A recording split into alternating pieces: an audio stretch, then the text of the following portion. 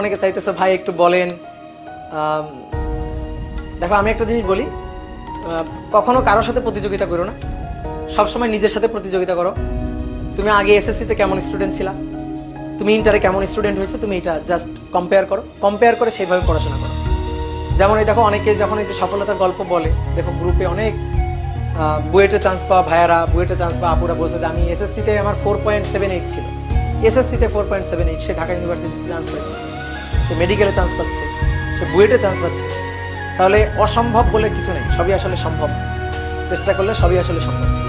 তো এই কারণে প্রতিযোগিতা নিজের সাথে করো, নিজের সাথে প্রতিযোগিতা করো। কাউকে দেখে পড়াশোনা করতে হবে এমনটা না ব্যাপারটা, ঠিক আছে? তুমি নিজের সাথে সবসময় প্রতিযোগিতা করবা, যে আগে তুমি কেমন ছিলা, কালকে তুমি কেমন ছিলা, আজকে তুমি কেমন আছো, ঠিক আছে? আজকে তুমি আরো বেশি পরিশ্রম করতে পারতেছো কিনা, আজকে তুমি আরো একটু বেশি শিখলা কিনা। আর পড়াশোনাটা করবা সবসময় শেখার জন্য, যে আমি শিখতে চাই, আমি জানতে চাই। পড়তে পড়তে পড়ার মধ্যে তুমি এমন মজাটা পাবা যে সময় তোমার মনে হবে যে আমার পড়তেও ভালো লাগতেছে, পড়াশোনা করতেই ভালো লাগতেছে। কাউকে তুমি কখনো শুনবা না কেউ বলবে যে আমার খেলতে ভালো লাগে, কেউ বলতে আমার মুভি দেখতে ভালো লাগবে, কেউ বলে আমার গল্পের বই পড়তে ভালো লাগে, ঠিক আছে? বিভিন্ন জনের বিভিন্ন ধরনের প্যাশন থাকে না?